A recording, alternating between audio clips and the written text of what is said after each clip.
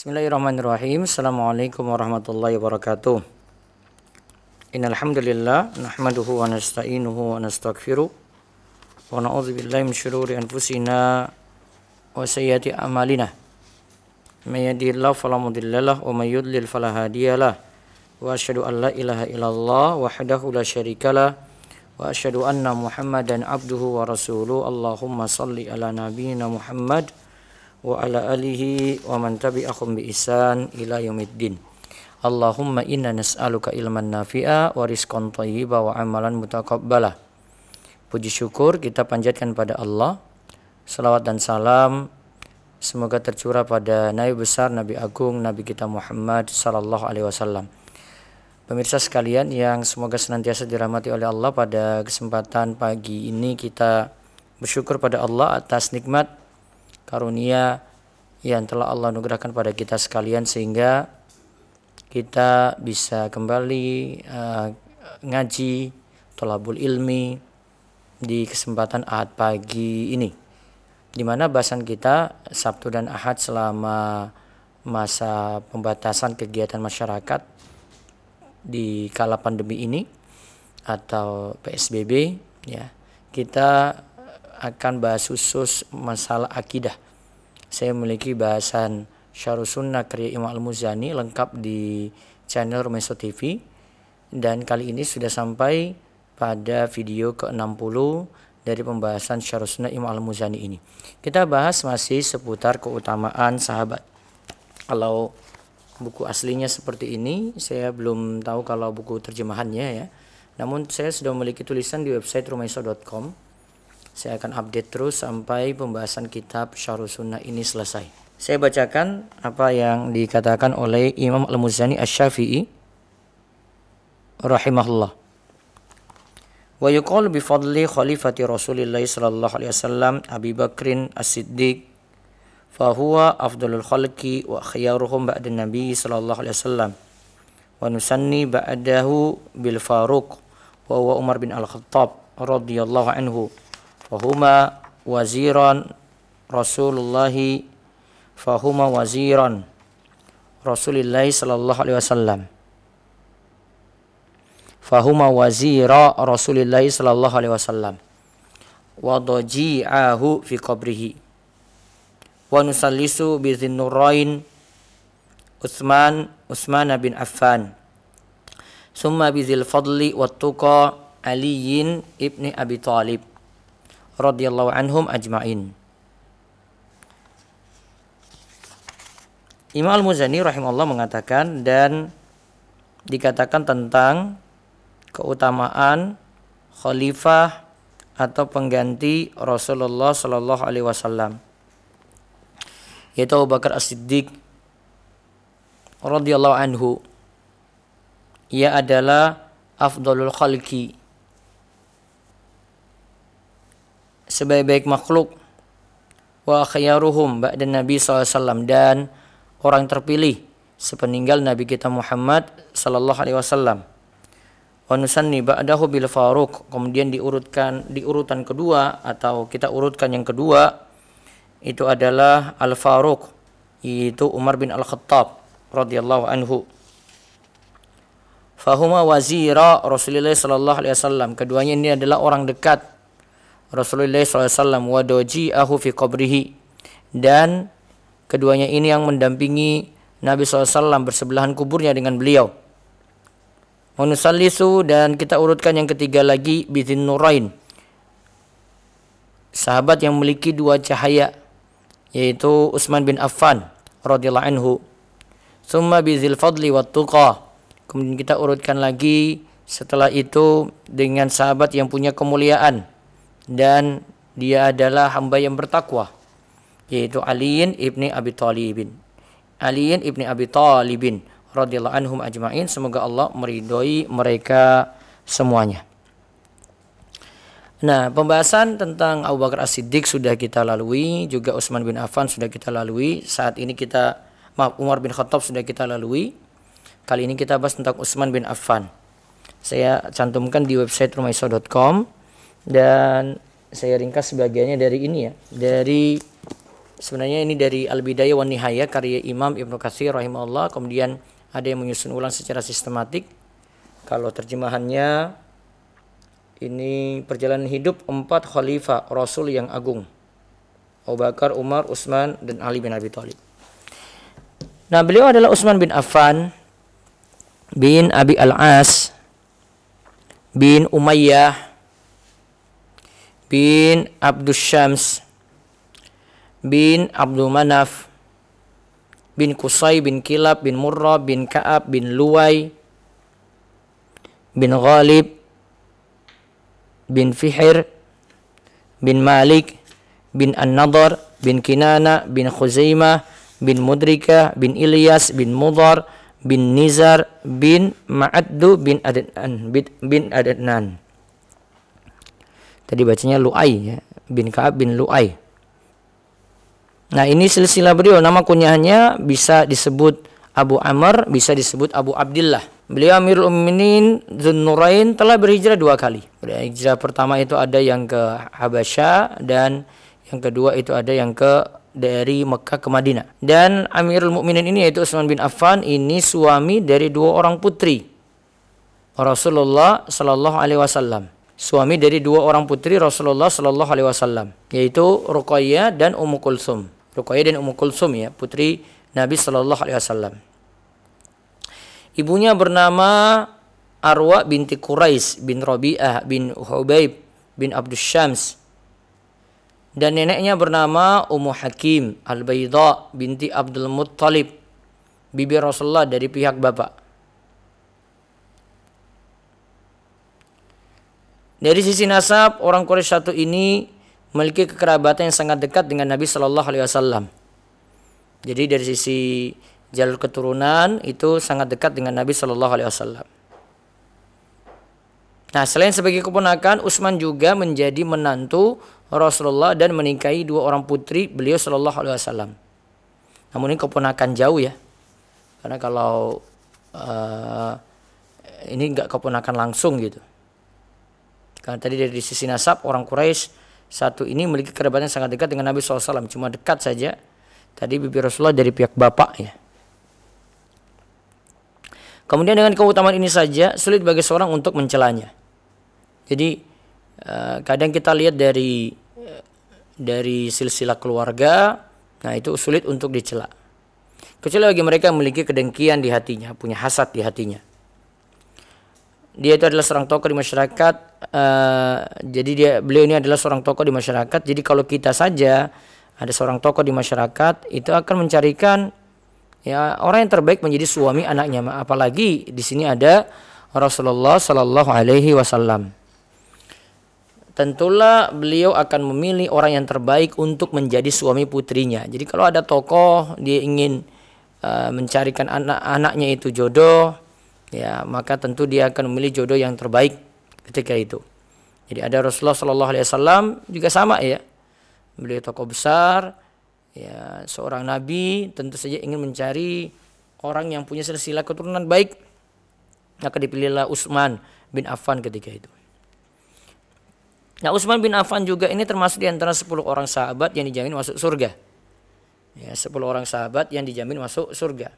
Beliau juga menjadi 6 orang anggota syura yang kemarin yang memutuskan akan berembuk untuk yang kemarin saat kisah Utsman berakhir itu ya.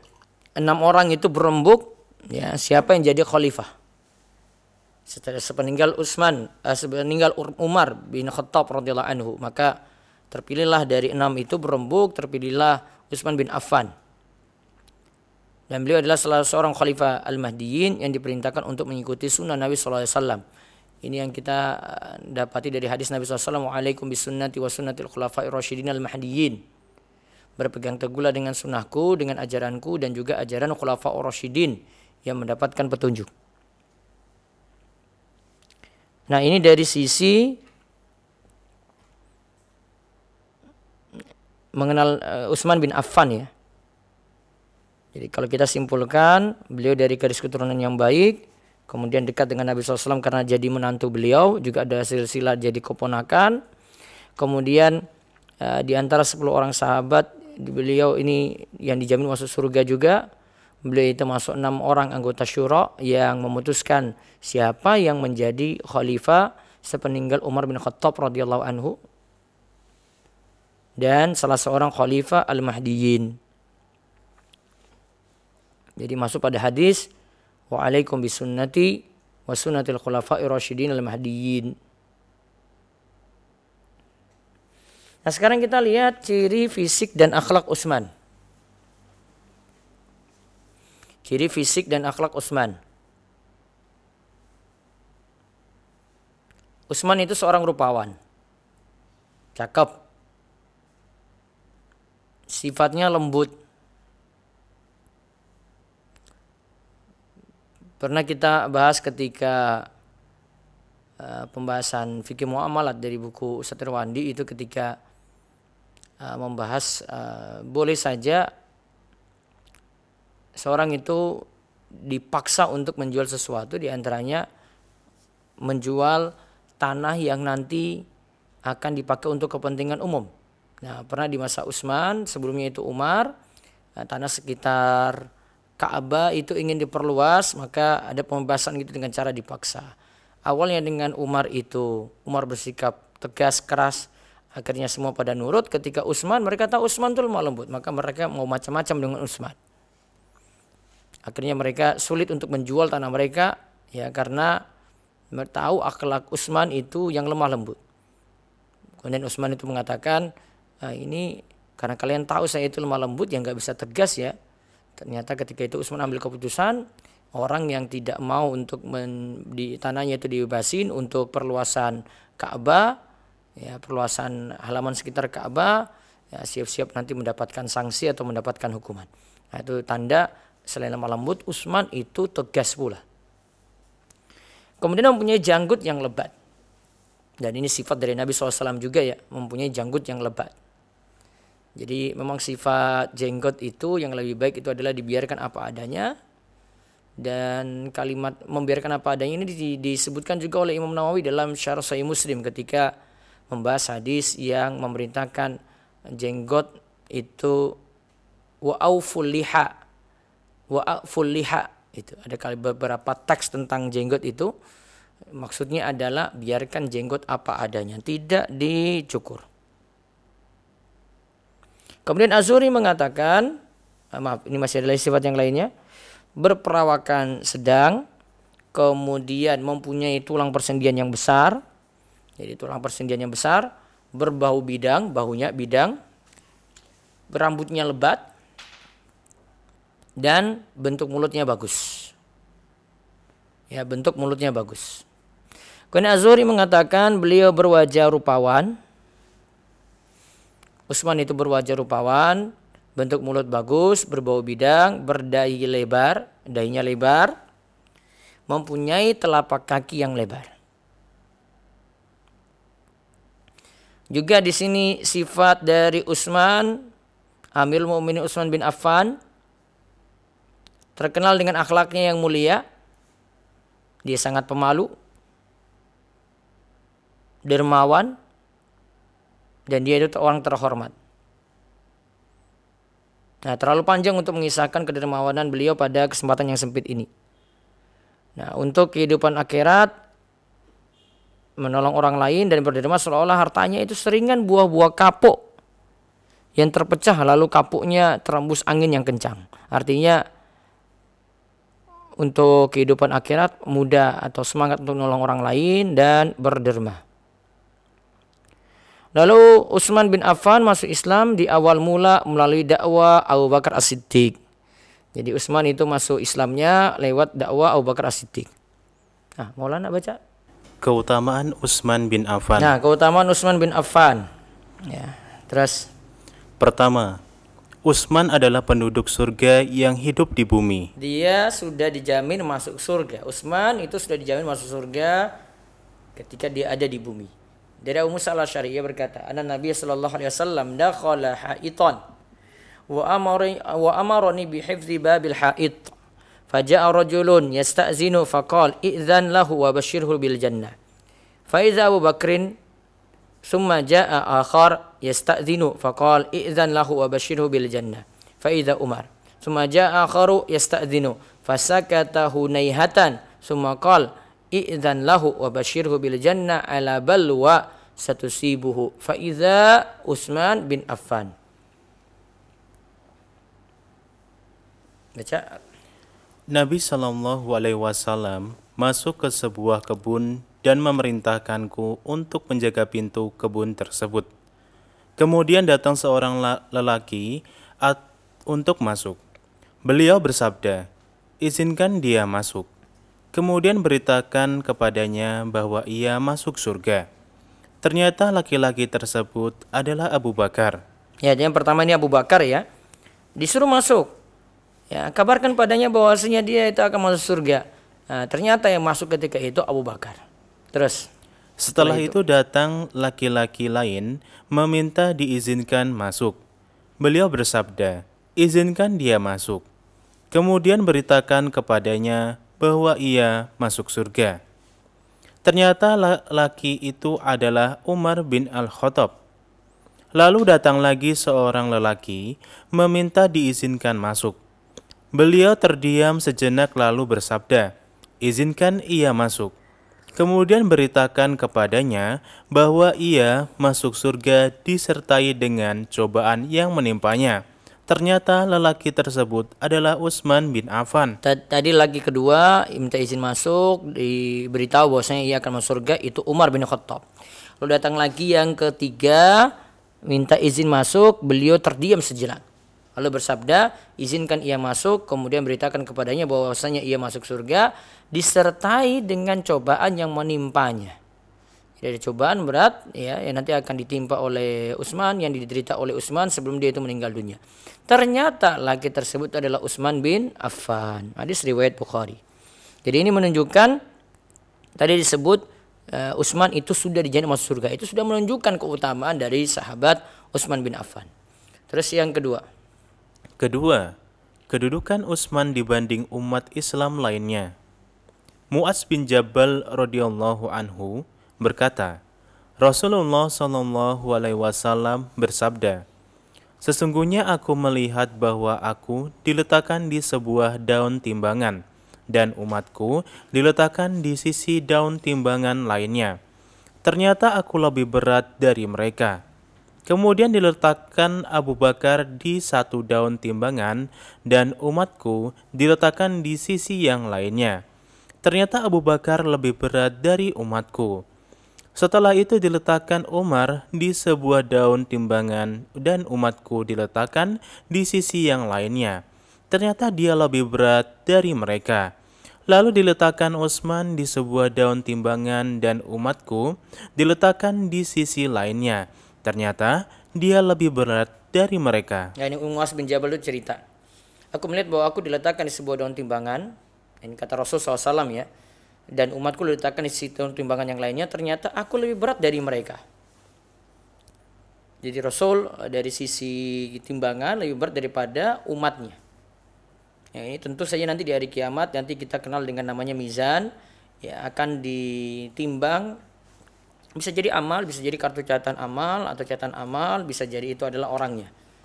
Ya, dari sini teksnya menunjukkan orangnya yang ditimbang, tetapi tetap maksudnya nantinya akan ditimbang kebaikan-kebaikan seorang ketika itu. Kemudian diletakkan Abu Bakar di satu daun timbangan dan umatku diletakkan di sisi yang lainnya. Ternyata Abu Bakar lebih berat daripada umatku. Nah, ini menunjukkan keutamaan Abu Bakar juga ya. Kemudian setelah itu diletakkan lagi Umar di sebuah daun timbangan dan umatku diletakkan di sisi yang lainnya. Ternyata lebih berat juga dari mereka. Umar lebih berat dari mereka. Sama juga dengan Utsman, diletakkan di sebuah daun timbangan dan umatku diletakkan di sisi lainnya. Ternyata dia lebih berat dari mereka. Nah, ini menunjukkan keutamaan dari Rasulullah SAW dibanding umatnya. Keutamaan Abu Bakar, keutamaan Umar, keutamaan Utsman bin Affan. Terus hadis yang serupa juga diriwayatkan oleh Imam Ahmad dari jalur Umar bin Al-Khattab. Hadis ini menunjukkan kedudukan Abu Bakar, Umar, dan Utsman dibandingkan seluruh umat Nabi Muhammad yang lain. Seandainya orang-orang terbaik dari umat ini dikumpulkan, lalu ditimbang dengan salah seorang dari 3 orang sahabat Nabi ini, niscaya timbangan mereka lebih berat dibanding seluruh orang-orang terbaik tersebut. Nah, dibanding dengan orang-orang yang lainnya, tetap 3 sahabat ini lebih utama, Abu Bakar, Umar, dan Utsman. Sekarang yang ketiga, Utsman itu pria pemalu. Ya, Utsman itu pria pemalu. Dari Utsman sendiri katakan dan Aisyah, keduanya menceritakan begini. Ana Abu Bakar ista'zana ala Rasulillah sallallahu alaihi wasallam wa huwa muttaji'un ala firasy Aisyah. Labisan martu Aisyah tu fa'adhina li Abi Bakrin wa huwa kadzalik. Faqada ilaihi hajatahu summan sarafa summa ista'zana Umar radhiyallahu anhu fa'azana lahu wa huwa kadzalik. Faqada ilaihi hajatahu summan sarafa. Qala Utsmanu summa ista'zantu alaihi fajalasa. Wa qala li Aisyata ijma'i ilaiki siyabaki. Wa qala li Aisyata ijma'i ilaiki siyabaki. Fakudiyat ilaihi hajati summan saraftu. Faqalat Aisyah ya Rasulullah lam araka faza'at li Abi Bakr wa Umar radhiyallahu anhuma kama faza'at li Utsman. Qala Rasulullah sallallahu inna Utsmana rajulun hayyun wa inni khasyitu an azantu lahu wa ana ala tilkal hal alla yablughu ilayya fi hajatihi. Suatu ketika Abu Bakar meminta izin untuk menemui Rasulullah Shallallahu Alaihi Wasallam. Ketika itu beliau sedang berbaring di tempat tidur Aisyah sambil memakai kain panjang istrinya. Nah, lihat di sini menandakan kalau masuk ke tempat seorang, termasuk juga dari istri kepada suami, ataupun orang luar masuk ke tempat kita, gitu, hendaklah minta izin. Dan juga di sini masih dibolehkan, ya, memakai kain panjang istri di sini. Ini bukan tasyabuh dengan perempuan, tapi mungkin kain ini bisa dipakai untuk laki-laki dan perempuan. Terus beliau lalu mengizinkan Abu Bakar dan beliau tetap dalam keadaan semula. Ya, tetap dalam keadaan kain itu dipakai gitu. Terus Abu Bakar lalu mengutarakan keperluannya lalu pergi. Nah, Abu Bakar utarakan keperluannya setelah dapat izin tadi lalu pergi. Terus setelah itu datanglah Umar ibnul Khattab radhiyallahu anhu meminta izin dan beliau mengizinkannya masuk sedangkan beliau masih dalam kondisi semula. Umar lalu mengutarakan keperluannya, lalu setelah itu ia pun pergi. Nah, Umar juga demikian, datang minta izin, ya seperti tadi, kemudian mengutarakan keperluannya, kemudian pergi. Terus Utsman bin Affan berkata, lalu saya meminta izin, beliau lalu duduk. Nabi Shallallahu Alaihi Wasallam berkata pada Aisyah, tutupkanlah bajumu padaku. Lalu kuutarakan keperluanku, lalu saya pun pergi. Ya, Aisyah lalu bertanya, wahai Rasulullah, tindakanmu terhadap Abu Bakar dan Umar radhiyallahu anhuma kok tidak seperti tindakanmu pada Utsman? Rasulullah Shallallahu Alaihi Wasallam lalu menjawab, sesungguhnya Utsman adalah seorang pria pemalu dan saya khawatir jika dia kuizinkan dan saya dalam keadaan demikian, dia lalu tidak mengutarakan keperluannya. Nah, karena saking Rasulullah SAW sendiri akui Utsman itu pria pemalu. Maka ketika dengan Abu Bakar Umar tetap pakai ya tutup juga sama, tetapi ketika dengan Utsman lebih ditutup lagi tadi. Ya, saat Rasulullah SAW itu ditemui oleh Utsman. Karena tadi minta ambilkan kain lagi kan, nah, untuk menutupi diri. Nah, beliau SAW juga mengatakan tentang Utsman, ala astahi min rajulin tastahi minhul malaikah. Beliau Shallallahu Alaihi Wasallam juga mengatakan tentang Utsman, apakah aku tidak malu pada seseorang yang para malaikat saja malu kepadanya? Nah, malaikat saja malu kepada Utsman bin Affan. Ini tanda kemuliaan dari Utsman juga. Di samping itu juga ada kemuliaan yang lainnya ya, keutamaan atau kemuliaan yang lainnya dari Utsman ya. Kedudukan Utsman di tengah umat itu bagaimana? Kemudian Utsman adalah salah seorang yang memenuhi panggilan Allah dan Rasulnya, berhijrah tadi 2 kali yang kita sebut. Utsman juga ketika ada di Gunung Uhud itu bergetar. Ketika itu bersama Abu Bakar, Umar, Utsman. Nah, terus dikatakan tenanglah wahai Uhud, Kalau tidak salah ingat, beliau menghentakkan kakinya padanya, yaitu ketika itu bersama Rasulullah SAW ya. Tidak ada siapa-siapa di atasmu melainkan hanya seorang nabi, seorang as-siddiq, dan 2 orang syahid. Ya, dan 2 orang syahid. Syahidnya Utsman nanti kita lihat di kisah terakhir ini. Terus ada tingkat keistimewaan beliau juga. Ya, kan yang diistimewakan itu pada zaman Rasulullah SAW kami tidak menyamakan Abu Bakar dengan sahabat yang lain, kemudian Umar dan kemudian Utsman. Setelah itu kami tidak mengistimewakan antara satu sahabat dengan sahabat yang lainnya. Berarti Utsman ini diantara sahabat yang istimewa. Terus ada wasiat Nabi kepada Utsman bin Affan agar tetap sabar dan tidak memenuhi tuntutan agar turun dari jabatan gitu. Ada juga kesaksian Aisyah untuk Utsman bin Affan. Nah, sekarang kita lihat kabar tentang kekhalifahan dan orang-orang yang akan memberontaknya. Kabar tentang kekhalifahan dan orang-orang yang akan memberontaknya. Ya.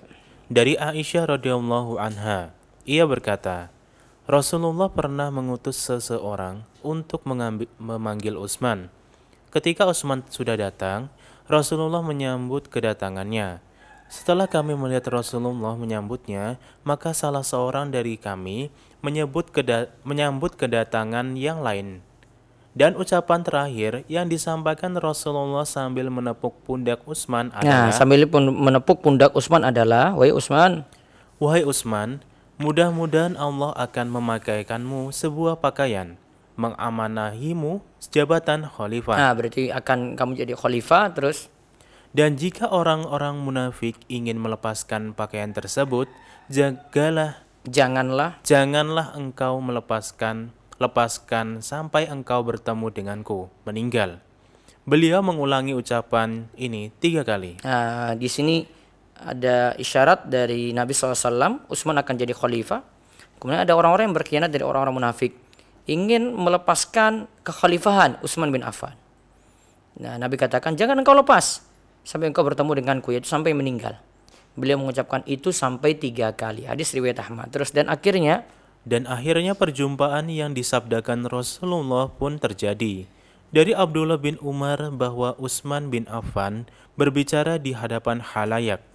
Aku berjumpa dengan Nabi SAW di dalam mimpi. Lalu beliau mengatakan, wahai Utsman, berbukalah bersama kami.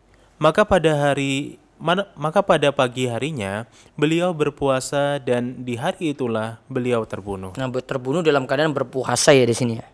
Aku berjumpa dengan Nabi SAW dalam mimpi, lalu beliau mengatakan, wahai Utsman, berbukalah bersama kami. Maka pada pagi harinya ia puasa, kemudian dia terbunuh. Kemudian Kasir bin As-Salat mendatangi Utsman bin Affan dan berkata, Kasir bin As-Salat mendatangi Utsman bin Affan dan berkata, Amirul Mukminin, keluarlah dan duduklah di teras depan agar masyarakat melihatmu. Jika engkau lakukan itu, masyarakat akan membelamu. Utsman tertawa lalu berkata, wahai Kasir, semalam aku bermimpi seakan-akan aku berjumpa dengan Nabi Allah, Abu Bakar, dan Umar. Lalu beliau bersabda, kembalilah, karena besok engkau akan berbuka bersama kami. Kemudian Utsman berkata, demi Allah, tidaklah matahari terbenam esok hari, kecuali aku sudah menjadi penghuni akhirat. Utsman berkata, demi Allah, tidaklah matahari terbenam esok hari, kecuali aku sudah menjadi penghuni akhirat. Nah, ini syarat juga ya. Wahai Kasir, semalam aku bermimpi seakan-akan aku berjumpa dengan Nabi Allah, Abu Bakar dan Umar. Lalu bersabda, kembalilah karena besok engkau akan berbuka bersama kami. Nah, ini cerita sebelum juga Utsman bin Affan itu dibunuh. Nah, terus demikianlah sedikit cuplikan tentang keutamaan Utsman bin Affan yang mungkin ditutupi oleh orang-orang yang lebih senang memperhatikan aib-aibnya. Padahal aib itu sendiri adalah fitnah yang dituduhkan kepadanya. Semoga Allah meridhoi Utsman bin Affan dan memasukkannya ke dalam surga yang penuh kedamaian. Ya, wallahu alam bishawab. Baik, itu yang kita bahas untuk kesempatan pagi ini dari keutamaan Utsman bin Affan, khalifah yang ketiga. Insyaallah pertemuan Sabtu besok, yang Sabtu pagi, kita lanjut dengan keutamaan Ali. Ahadnya nanti tentang keutamaan 10 sahabat yang dijamin masuk surga. Ya demikian, mudah-mudahan manfaat dan Allah memberikan kita taufik dan hidayah untuk terus nambah ilmu dan amal. Baik, selanjutnya saya buka sesi tanya jawab. Boleh tanya umum ya. Dari YouTube terlebih dahulu, di sini tulis dari Sylvia Mulyani. Ustadz izin bertanya, bagaimana hukumnya jika ingin sesuatu, apalagi perkara dunia, kita ucapkan sholawat? Karena sekarang marak apa-apa itu diselawatin dulu saja. Jazakumullah khairah.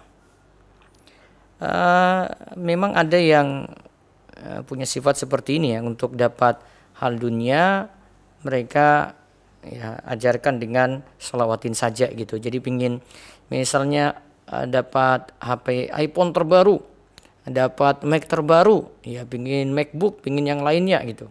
Sampai mobil pun ya mereka ajarkan dengan supaya selawatin saja. Jadi barang tersebut dilihat kemudian selawatin saja. Ingat, ini namanya berselawat untuk tujuan dunia.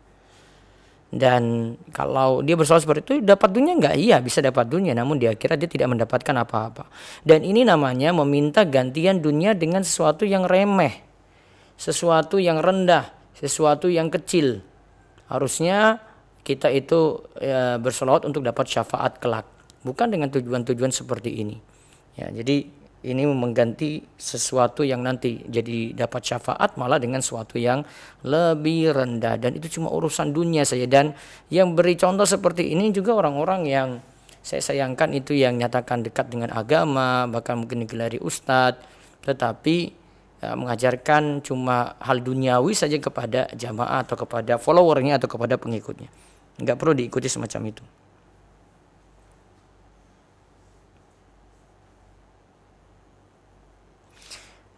Ini dari Ummu Khai.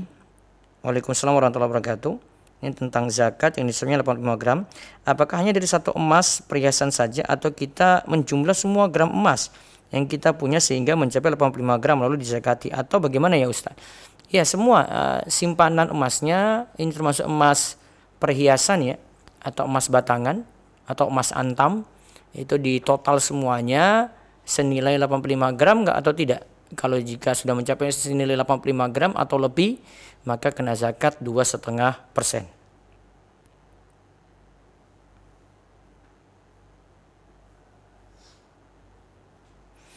Ada penikmat ngaji, Ustadz doakan saya lagi sakit, semoga Allah beri kesembuhan tanpa meninggalkan bekas.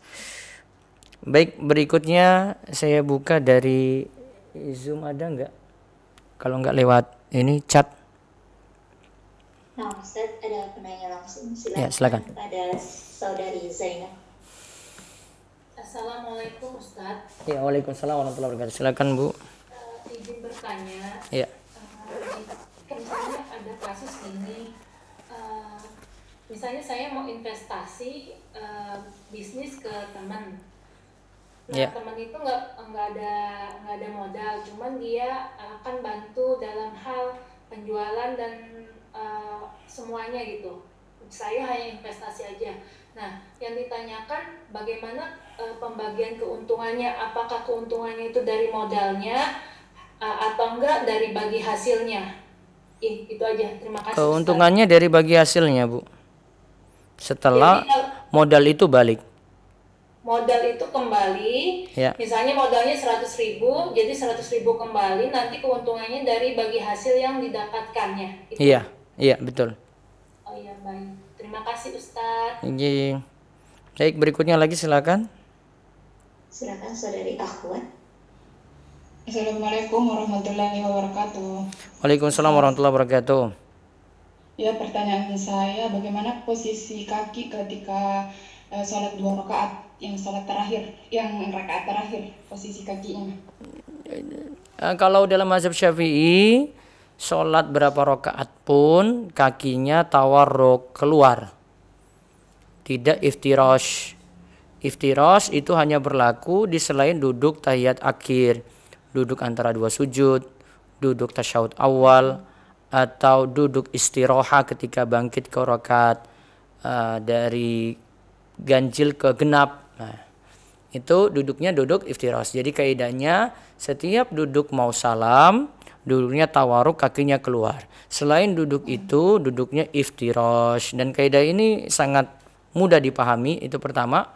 Kemudian kaidah ini juga akan membantu untuk mengetahui kalau seorang itu jadi imam, dia berada di rakaat keberapa. Kemudian duduk tawaruk ini juga itu lebih enak untuk duduk lama. Lebih enak untuk duduk lama. Karena kaki keluar, dia duduknya lebih santai daripada kakinya itu iftirash, tegak, agak sulit untuk duduk lama. Nah, ini alasan yang lainnya yang disebutkan dalam mazhab Syafi'i. Wallahu a'lam. Kedua bisa Ustaz. Iya, silakan. Apakah kalau kita mendoakan Al-Fatihah ke orang meninggal itu sampai doanya? Yang tepat kalau dalam pendapat mazhab seperti perkataan Ibnu Katsir tentang Syafi'i ya, bahwasanya mengirim bacaan Al-Qur'an pada orang yang meninggal dunia tidak sampai. Beliau membawakan perkataan ini dalam penjelasan firman Allah Subhanahu wa taala dalam surat An-Najm. Wa alaysa lil insani illa ma sa'a. Manusia cuma mendapatkan hasil usaha dia saja gitu. Kalau dia ingin dapat dari orang lain butuh dalil, sedangkan bacaan Al-Qur'an tadi tidak ada dalilnya untuk nyampai. Wallahu a'lam. Jazakallahu khairan Ustaz. Waalaikum. Ya, silakan yang berikutnya lagi. Hafiz, silakan. Assalamualaikum warahmatullahi wabarakatuh, Ustaz. Waalaikumsalam warahmatullahi wabarakatuh.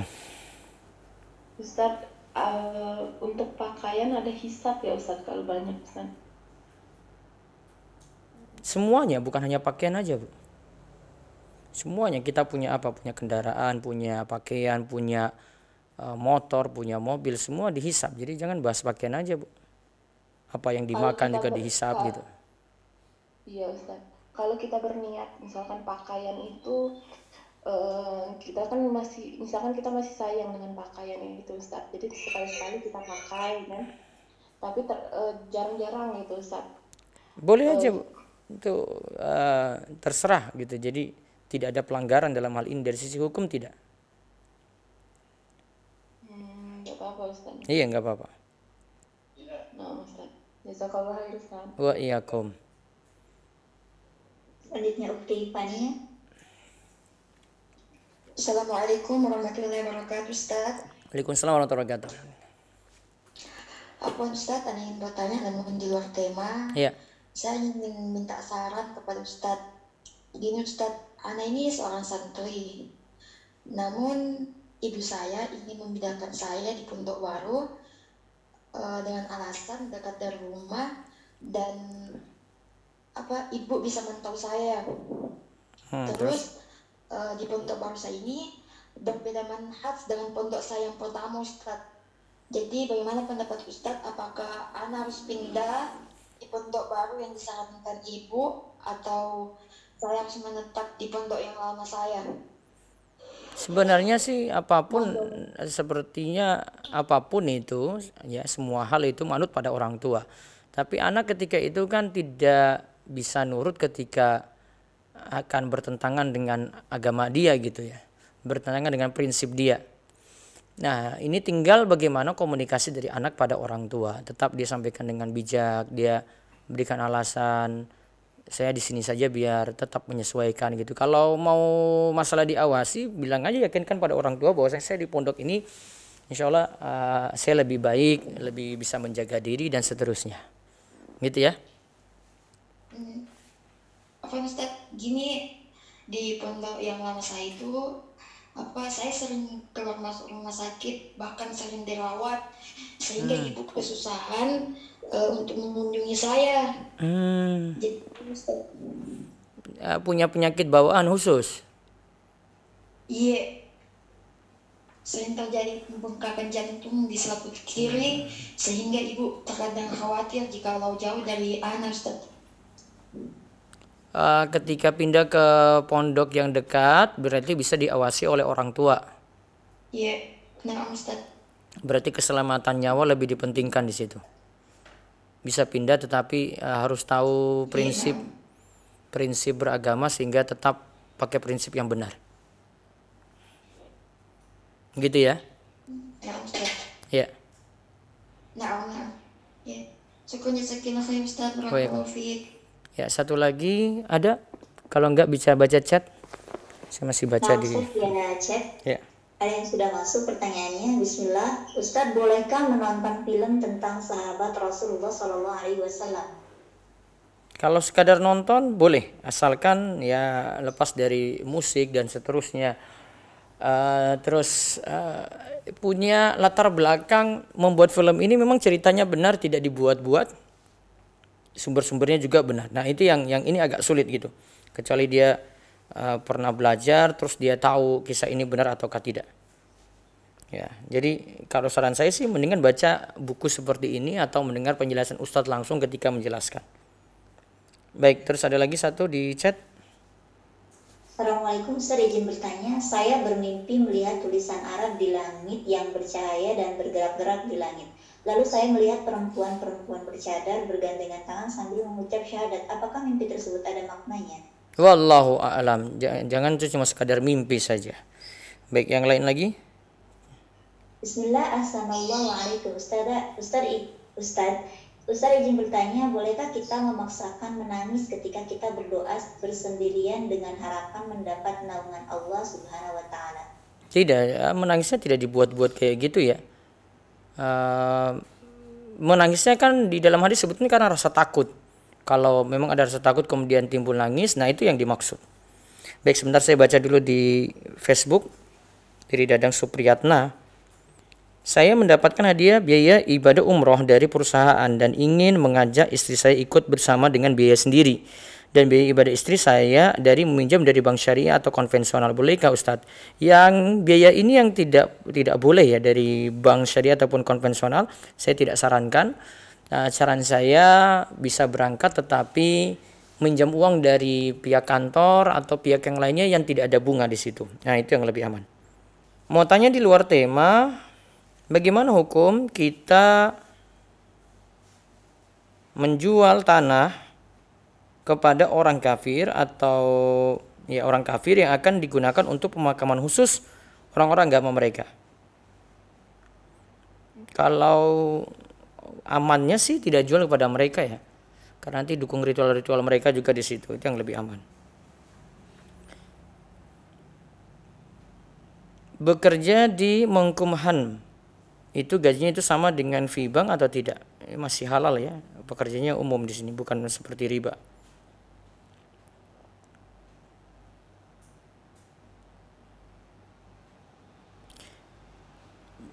Jika saya kasih istri 5 juta, lalu bilang itu untuk kebutuhan pokok bulanannya, lalu mengatakan ini kebutuhan pokok bulan ini ya, sisanya itu nafkahmu, apakah itu boleh? Boleh. Berarti sisanya berarti tidak kembali kepada istri. Tidak kembali kepada suami. Apa Ustaz, untuk jadwal kajian Bulughul Maram dipindah hari apa? Yang Bulughul Maramnya nanti setelah PSBB ya. Karena saya biasanya ada majelis Bulughul Maramnya itu nanti ada jamaah hadir gitu. Biar nanti mereka tidak ketinggalan. Nanti setelah diizinkan dibuka untuk majelis lagi, baru kita kaji Bulughul Maram. Nanti ikuti saja flyer-flyer yang ada di media sosial. Tetap Sabtu Ahad juga, atau itu hari Ahad, nanti kami akan beritahu infonya insyaallah.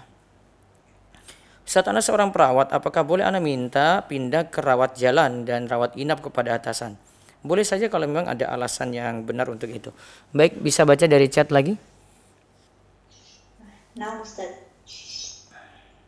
pertanyaan selanjutnya. Bismillah, assalamualaikum. Bertanya di luar tema, apakah qada sholat itu harus dilakukan di hari yang sama kita terluput sholat tersebut atau boleh dilakukan besok harinya? Seperti ada kendala tidak bisa melaksanakan sholat zuhur hari ini, kita mengkodonya besok pada waktu zuhur juga. Jazakumullah khairan. Yang setahu saya memahami hadis tekstualnya, fakafaratuha idza zakaroha. Kafarohnya itu ketika dia itu ingat. Berarti ketika ingat, misalnya subuh dia lupa untuk sholat subuh, ingatnya jam 7 ya, maka langsung dia kerjakan sholat subuh tadi jam 7. Jadi ketika dia ingat, dia bayar qadha untuk sholatnya tadi ketika itu juga. Ini yang lebih amannya dan lebih cepat terlepas dari kewajiban ya. Terus yang kedua silakan. Assalamualaikum, bagaimana hukumnya yasinan malam Jumat dan bagaimana hukum akhwat memakai pakaian ketat yang marak akhir ayat ini? Kalau pakaian ketat tidak boleh, nanti saya kaji di belajar dari istri Nabi ya. Sama bisa miliki dari buku saya perhiasan wanita. Kemudian yang pertama tadi baca yasinan malam Jumat. Tidak ada tuntunan karena itu khususkan waktu. Sedangkan dalam ibadah kita harus khususkan waktu itu sesuaikan dengan ajaran Nabi SAW. Jika tidak maka masuk pada hadis Nabi, man amila amalan laisa alaihi amruna fahuwa raddun. Siapa yang beramal yang tidak ada dalil dari kami maka amal tersebut tertolak. Ya, terus ada lagi? Assalamualaikum Ustaz, izin bertanya Ustaz, Waalaikumsalam. bagaimana ikhtiar kita ketika kita menginginkan sesuatu yang berbau dunia? Apakah boleh jika boleh apa saja ikhtiar kita untuk mendapatkannya Ustaz? Ya, lakukan sebab. Ya, terus yang kedua banyak doa agar itu tercapai. Wallahu a'lam. Ya, ada yang resen satu ya? Silakan Ustaz Azizafu. Assalamualaikum Ustaz. Waalaikumsalam warahmatullahi wabarakatuh. Silakan Bu. Kalau sholat tahajud itu kan biasanya kan saya 2 rakaat itu Ustaz. Terus kemudian di rakaat pertama kan 2 rakaat, setelah itu rakaat berikutnya yang 2 rakaat itu saya lupa tidak tasahud langsung berdiri. Jadi di rakaat ketiga, di saat rakaat ketiga baru ingat tuh ini sudah 3 rakaat. Terus ditambah lagi 4 rakaat salam. Enggak gitu. Niatannya berapa rakaat? Kan 2 rakaat. 2 rakaat berarti ibu harus ketika sudah 3 turun karena lebih dari 2. Jadi nggak bisa untuk nambah itu di tengah-tengah Bu. Oh gitu ya. Iya, jadi itu kan tidak sesuai dengan niatan ibu di awal. Niatan ibu di awal 2, ya sudah 2. Kalau ternyata kok lupa bablas jadi 3, ya 3 salah maka turun. Nah besok kalau ada kasus kayak gini nggak boleh lagi. Oh gitu. Jadi harus sujud sahwi Ustaz ya? Habis kelebihan tadi tahiyat akhir, terus langsung sujud sahwi. Sujud sahwi, ya? Iya, bisa ba'da salam, bisa sebelum salam. Oh, jazakallah Ustaz. Waalaikumsalam warahmatullahi wabarakatuh. Ya silakan lagi dari chat satu, baru kita tutup ya monggo. Maaf Ustaz. Pertanyaan selanjutnya, jika terlanjur menggibahi orang lain, bagaimana cara bertaubat darinya? Apakah harus mendatanginya dan meminta maaf? Kalau dia tahu, minta maaf, terus menyebutkan kebaikannya depan umum. Baik, ini dari Fuji Febrian di YouTube. Bagaimana jika kita membuat postingan dakwah dengan potongan ayat Al-Quran, namun si pembuat belum bisa mengamalkannya? Apakah boleh? Baiknya membuat sekaligus amalkan, biar nanti tidak termasuk pada ayat lima taquluna ma la taf'alun. Kenapa kamu itu mengatakan apa yang tidak kamu lakukan? Terus bagaimana cara membalas puasa Ramadan yang belum terganti di tahun-tahun sebelumnya? Kalau sudah lewat 1 tahun, artinya seharusnya tahun ini bayar gitu. Namun kelewat lagi masuk Ramadan berikutnya, maka kewajibannya jadi 2. Yang pertama bayar qadha, kemudian yang kedua tunaikan fidyah sesuai dengan jumlah qadha tadi. Jadi misalnya ada 7 hari puasa belum dibayar, maka 7 hari untuk qadha, kemudian tambah fidyah 7 kali. Fidyah berupa memberikan makan kepada orang miskin dengan cara buat makanan ya yang kita sebut makan, kemudian berikan kepada orang miskin sesuai tadi 1 fidyah 1 kali makan saja. Tidak 1 fidyah untuk 3 kali makan, tidak cukup 1, itu paling minimal. Masa fatrah itu, ini ada tanya lagi dari tokoh Halal Food. Masa fatrah itu masa menunggu, jadi masa kosong. Kalau saat Nabi SAW dapat wahyu pertama dengan wahyu kedua, itu masa fatrah namanya. Ada masa kosong ketika itu, walaupun berapa hari itu cuma kosongnya cuma beberapa hari saja. Kalau dari pembahasan dalam kitab sirah itu. Ada juga masa fatrah ketika Nabi SAW belum diangkat jadi Nabi, ada orang-orang hidup ketika itu antara Nabi Isa dengan Nabi Muhammad itu kan ada masa kosongnya. Nah, orang-orang hidup di masa fatrah ini dia punya kewajiban untuk ikut ajaran Nabi sebelumnya. Ya, ajaran Nabi sebelumnya itu namanya masa fatrah. Wallahu a'lam bishawab. Ini yang kita bahas pagi ini. Insyaallah besok pagi kita kembali ke bahasan belajar dari istri Nabi. Ya, belajar dari istri Nabi. Yang belum memiliki bukunya bisa membeli di Ruwaifi Store di 085200171222 atau bisa membuka di Tokopedia atau di Shopee. Juga mudah-mudahan sudah mulai aktif di Bukalapak. Demikian kita cukupkan, kita tutup dengan doa kafaratul majlis. Subhanakallahumma bihamdika asyhadu alla ilaha illa anta astaghfiruka wa atubu ilaik. Assalamualaikum warahmatullahi wabarakatuh.